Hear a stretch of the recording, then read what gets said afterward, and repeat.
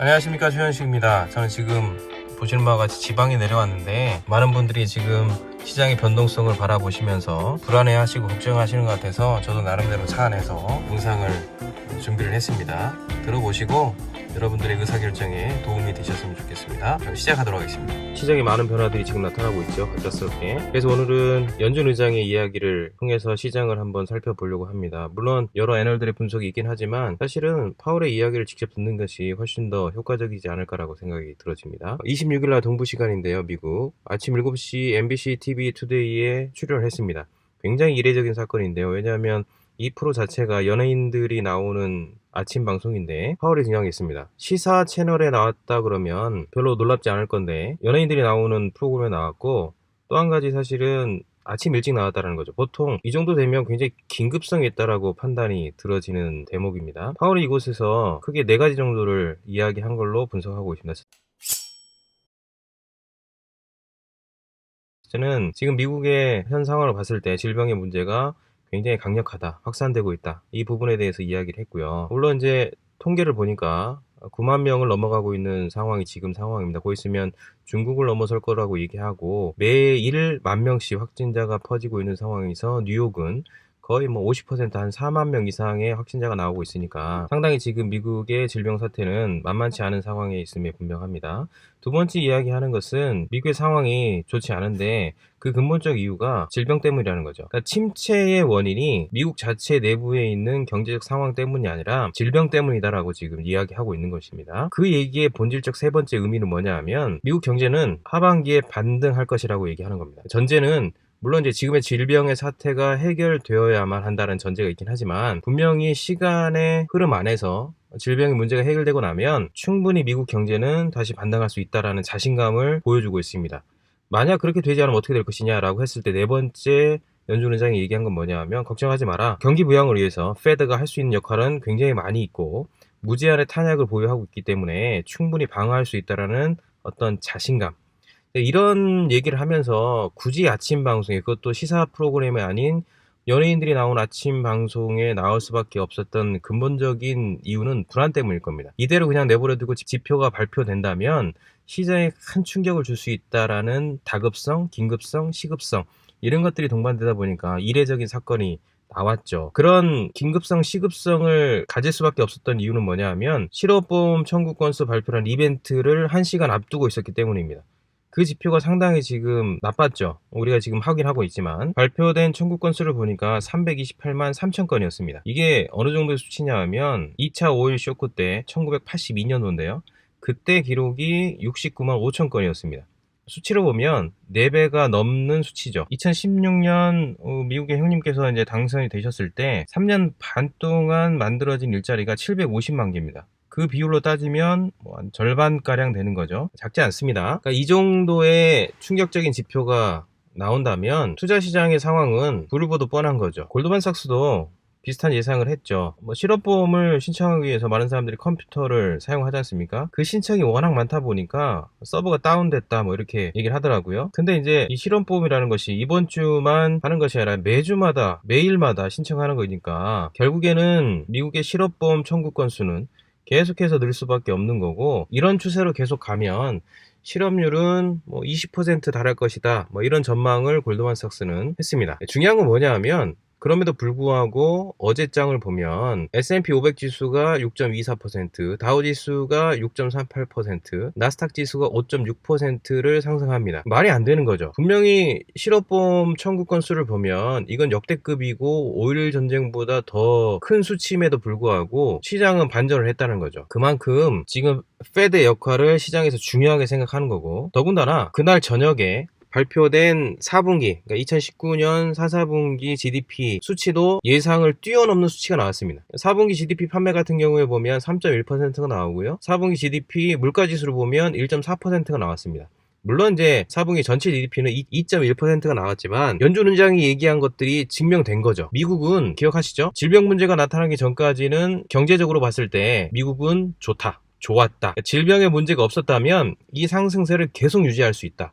그러니까 소비자들, 그러니까 시장에 참여한 사람들이 듣기에도 그럼 질병 문제가 해결되고 나면 이전에 좋았고 이 좋았던 수치가 이미 결과적으로 나왔으니까 이 문제만 해결되게 된다면 그때가 언제일까요? 아무래도 대체적으로 제가 예측치를 말씀드렸지 않습니까? 6월이 넘어가고 11월 오는 그 사이 정도가 되면 충분히 반전 가능하다. 회복될 수 있다. 지금은 굉장히 힘들지만 분명히 새로운 희망이 보인다. 이렇게 충분히 받아들일 수 있는 환경이 만들어졌다는 거죠. 월가 전문가들한테도 설문을 돌렸습니다. 짧게 10명한테 돌렸는데 지금 시장이 이렇게 급변한 이유가 뭐냐라고 물어봤더니 세 가지 정도를 이야기했다고 해요. 그걸 살펴보면 첫째는 페드와 미 정부가 지금 굉장히 열심히 최선을 다해서 빠르게 경기 부양 카드를 내밀고 있고 그 문제 때문에 유동성 공급에 대한 자신감이 있다. 이런 얘기를 하고 있습니다. 제가 계속해서 세 가지 문제가 해결돼야 된다고 말씀드렸죠. 그 세 가지 중에 하나가 유동성 공급이었습니다. 기억하고 계시죠? 미 상원, 하원에서 이번 사태를 대응하기 위해서 2조 2천억 달러, 우리나라 돈으로 얘기하면 뭐 2,700조라고 얘기하더라고요. 환율에 따라 계속 변동되어지니까 어찌됐든 간에 2조 2천억 달러에 대한 부양책 패키지 카드가 법안을 통과했고 우리 형님이 서명을 거쳐서 이제 발의만 하면 됩니다. 이 정도의 규모가 어느 정도의 크기의 돈이냐 하면 JP 모건이 얘기한 거예요. 정부가 직접적으로 쓰는 돈이 1조 3천억 달러래요. 이거는 미국 GDP, 국내 총생산이죠. 이게 5.5% 된다고 분석을 합니다. 어마무시하지 않습니까? 더불어서 연준도 무제한 양적 완화 이걸 선언했으니까 연준이 가지고 있는 자산이 5조 달러 넘었답니다.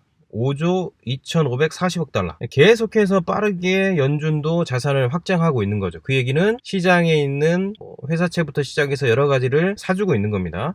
이 정도 속도로 가면 6월이 되면 연준의 자산은 10조를 돌파한다. 어떤 분들은 이런 얘기를 들으면 야 그러면 미국이 돈을 이렇게 많이 풀면 하이퍼 인플레이션 가는 거 아니야? 이렇게 생각할 수도 있겠지만 여러분 미국은 기축통화국입니다. 우리나라가 이런 식의 대응을 하면 우리나라 뿐만 아니라 다른 나라들도 쉽진 않겠지만 미국이 기축통화국이라는 사실은 우리와 완벽하게 상황이 다르다는 전제를 가지고 있기 때문에 그렇게까지 생각하지 않으셔도 될 것 같아요. 지금은 이런 상황에서 신용평가사 피치라고 아시죠? 피치가 미국 신용등급을 AAA를 줬습니다. 안정적이라는 거죠. 연준이 이렇게 돈을 많이 풀어도 미국은 안정적이다 이렇게 보증을 해준 거죠. 물론 이제 신용평가사들하고 연준하고 미국 정부하고 일종의 커넥션이 있다는 사실은 인정합니다. 이미 밝혀진 사실이고요. 그럼에도 불구하고 이런 보증은 시장에게 어떤 자신감, 안정감을 주기에 충분할 수 있는 카드다. 두 번째 지금 시장의 변화는 리밸런싱과 숏 커버링이다.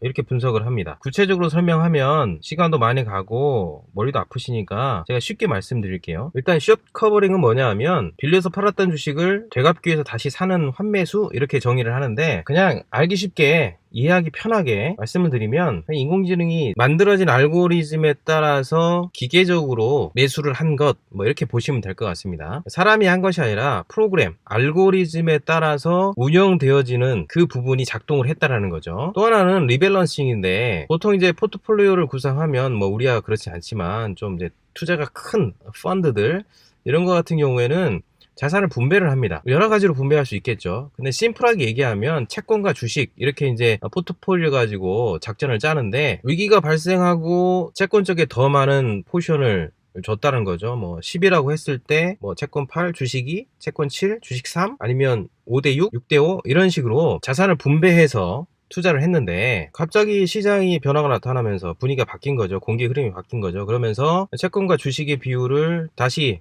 리밸런싱 해야만 하는 상황이 나타나면서 채권 쪽보다 주식 쪽이 더 힘을 실는 모양새가 지금 시장에 나타나기 시작했다는 사실입니다. 실제적으로 월스트리트저널에 따르면 노르웨이의 국부펀드가 있다 그래요. 1조 달러 정도 운영을 하는 펀드인데 1220억 달러를 올해 이제 손해를 본 상황에서 이 이제 국부 펀드가 주식 비중을 점점 이제 늘린다, 주식 비중을 늘리려고 하고 있다 이런 소문이 돌기 시작한다는 겁니다. 이건 소문입니다. 썰입니다. 그럴지 모르겠으나 어쨌든 간에 대규모 펀드를 운영하는 운용사들이 포트폴리오를 재조정 이렇게 하는 것들에 대한 분위기가 감지됐다. 그러면 그게 사실이라면 짧든 길든 어떤 변화가 분명히 시작됐다라고 월가는 보고 있는 상황입니다. 세 번째 이런 분위기를 변화시켰던, 반전시켰던 큰 이유 중에 하나는 시장에 대한 기대감이 나타나기 시작했다는 거죠. 그 기대감은 첫 번째 설명해 드렸던 내용과 거의 뭐 동일선상에서 생각해 보실 수 있는 부분인 것 같아요. 몇 개월이 지나고 나면 그게 정확하게 몇 개월이 될지는 사실 아무도 모릅니다. 6월부터 시작될지 9월부터 시작될지 알 수는 없으나 분명한 사실은 지금의 세 가지 큰 위기, 다시 한번 정리를 할게요. 질병의 문제, 유동성의 문제, 오일 전쟁, 이 세 가지 중에 첫 번째 지금 근본적인 문제의 원인인 질병의 문제가 아무리 못해도 6월 넘어서는 분위기가 좀 잠잠해질 것 같고, 그렇게 되어지면 3개월 뒤든 6개월 뒤든 연말로 갈수록 지금보다 더 나아질 거고, 주식시장의 가격은 재조정되고 지수도 재조정되어지면서 많이 오를 것이라는 이런 기대감이 점점 싹트고 있다는 사실입니다. 이건 아마 시장에 나타난 학습 효과 때문일 것으로 충분히 생각이 되어져요. 이때까지 패턴상의 미국 주시장의 100년의 역사를 보면 그런 패턴을 만들어 왔기 때문에 앞으로의 가능성도 미래도 그렇게 얘기를 한다는 사실입니다. 무엇보다도 더 강력한 것은 아무래도 이제 미국 형님께서 계속해서 발언하시잖아요. 정상으로 돌아가야 된다. 부활절 되면 뭐 이렇게 될 수 있다. 2주간 동안 자가격리를 잘하면 해결될 수 있다. 뭐 이런 바람도 넣고 하고 있으니까 전체적으로 분위기가 뭐 게다가 점점 각국에서 뭐 우리나라도 마찬가지지만 치료제가 지금 개발되는 소식들이 많이 나오고 있지 않습니까? 더불어서 우리 미국 형님께서 펌핑도 해주니까 아무래도 시장은 지금 당장 치료제가 나오거나 지금 당장 문제가 종식되는 건 아니지만 시간적으로 놓고 봤을 때 끝지점이 오고 있다는 사실을 잠재적으로 의식하고 있다는 겁니다. 뭐 물론 그렇다고 다 좋은 이야기만 있는 것은 아니에요. 뭐 10명의 월가 전문가들을 설문해서 이 세 가지 정도를 정리한 거니까 그 10명이 전체 전 세계 시장을 대변하는 건 아니지 않습니까? 반대 의견도 있어요. 그래서 반대 의견의 대부분의 핵심은 뭐냐 하면 지금의 반등은 기술적 반등일 뿐이다. 보통 하락장은 뭐 조정을 하게 되면 몇 가지 패턴을 가는데, 설명 가능한 패턴을 보면은 초기에는 급락을 하고 그 다음에 최대 30에서 50%를 반등을 합니다. 되돌림 현상이 있는 거죠. 그리고 나서 장기적인 하락장, 이 하락장이 이어지는 겁니다. 그래서 이제 지금 상황을 부정적으로 보는 많은 분들은 지금 이 상황이 급락에 대한 되돌림 현상 요 정도밖에 되지 않는다. 지금 그 시기다. 이렇게 보고 있는 거죠. 저희가 패턴적으로도 말씀드렸지만 1929년, 87년, 2001년, 2008년 요때도 중간중간에 그런 모습들을 보였습니다. 거기다가 세 가지 문제 중에 두 가지가 지금 해결이 안 되고 있지 않습니까? 가장 중요한 것, 질병 문제. 최초의 서론에서도 제가 말씀드렸지만 미국에 지금 아프신 분들이 9만 명을 넘어서고 있습니다. 중국이 한 8만 명 정도를 넘었는데 중국을 제치게 생겼죠. 뉴욕만 4만에 4만 5천 명. 미국은 지금 근본적인 질병의 문제가 정점을 지나온 게 아니라 지금 정점으로 가고 있는 상황인 거죠. 행여나 이 뉴스와 관련돼서 우리가 생각지 못했던 충격적인 뉴스가 발생한다면 지금의 좋은 분위기는 완벽하게 찬물을 끼얹는 그런 모습이 나올 수도 있어요. 그래서 누누이 말씀드리지 않습니까? 어떻게 매매를 하셔야 된다고요?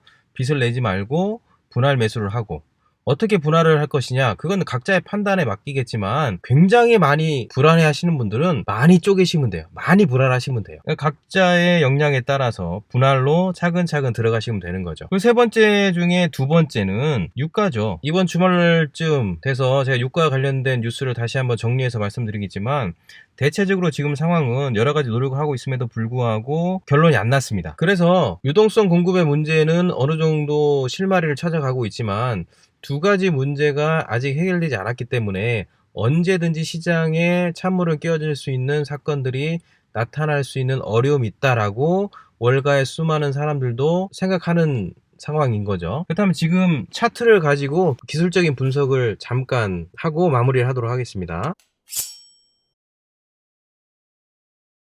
일단 S&P 500 지수를 근거로 한 ETF 상품인데요. 보시는 것처럼 80.87달러를 최고점을 해서 17.51달러까지 떨어졌다가 지금 29.02달러까지 올랐습니다. 어제는 17.44%가 올랐죠. 3배수로 움직이는 거니까. 보시면 알겠지만 거의 뭐 70도? 몇 도 정도 될까요? 굉장히 빠른 폭을 가지고 하락을 했어요. 재밌는 건 뭐냐 하면 앞전에 빠졌다가 살짝 반등하고 다시 빠졌다가 지금 살짝 반등한 이 모습과 거의 유사한 상황인 거죠. 거기다 중요한 사실은 뭐냐 하면 15일선과 31일선이 완벽하게 역배열입니다. 상승을 하려면 여기서 바로 반등이 불가능한 차트, 저는 지금 차트만 가지고 얘기하는 겁니다. 상황을 가지고 얘기하는 것이 아니라 기술적 분석만을 가지고 얘기하니까 그 전제 아래 들어주시면 좋을 것 같아요. 완벽한 역배열 상태에 있다. 거기다가 60일선까지 역배열로 있으니까 이걸 돌려서 정배열로 가야 상승 분위기로 완벽하게 바꿀 수 있는 부분이 있기 때문에 기술적으로 본다면 이게 뭐 다음 주까지 계속해서 상방 치고 가서 되돌릴 수 있다? 이렇게 보는 건 아직 무리수가 분명히 있어요. 돌리려면 시간이 필요한 겁니다. 어떤 시간? 지금 선들이 역배열에 가 있으니까 정배열로 갈 수 있는 충분한 시간 조정이 필요해요. 차트만 볼 때. 그럼 앞전에 어떤 모습이었느냐? 방금 본 차트. 과거 모습입니다. 2019년 차트인데요. 2018년 10월, 9월 달부터 보면 지금의 상황과는 약간 내림폭이 다르게 하지만 어쨌든 역배열로 꺾였어요. 그 다음에 어떻게 됐을까요? 2019년 1월 달까지 떨어졌다가 어떻게 반등했을까요? 15일선과 30일선이 정배열로 된 다음에 우상향하죠. 물론 이 부분도 보면 역배열로 내려왔다 정배열로 간 다음에 상승을 합니다. 그러니까 지금 상황을 다시 보면 역배열이기 때문에 정배열로 되돌릴 수 있는 충분한 시간이 필요함이 분명합니다. 그러니까 이렇게 따지고 본다면 사실은 뭐 그렇게 초조해하거나 서둘거나 전전긍긍할 필요성은 없죠. 왜요? 아직 완벽하게 모양을 잡은 게 아니니까. 근데 우리가 전전긍긍하는 이유는 뭐냐면 저점에 사야 되는데, 발바닥에 사야 되는데 이런 생각을 자꾸 하니까 전전긍긍할 수 있는 가능성이 높아요. 그러면 뭐 미래는 모르는 거니까 어떻게 가격이 설정될지 모르니까 차트만 갖고 얘기 드리면 지금 17.51이 앞으로 5년 동안의 가장 저점이라고 봤을 때 17.5달러 근처에서 사지 못하면 전전긍긍할 수도 있겠지만 저희가 말씀드린 대로 전략적으로 분할해서 샀다. 떨어질 때마다 분할해서 샀다 그러면 17.51달러에서도 살 수 있는 거고요. 29.02에도 살 수 있는 겁니다. 나눠서 사는 거니까. 똑같은 종목의 2015년 차트입니다. 뭐가 보이시나요? 앞서 보신 2019년 모습과 비슷한 게 보이시죠?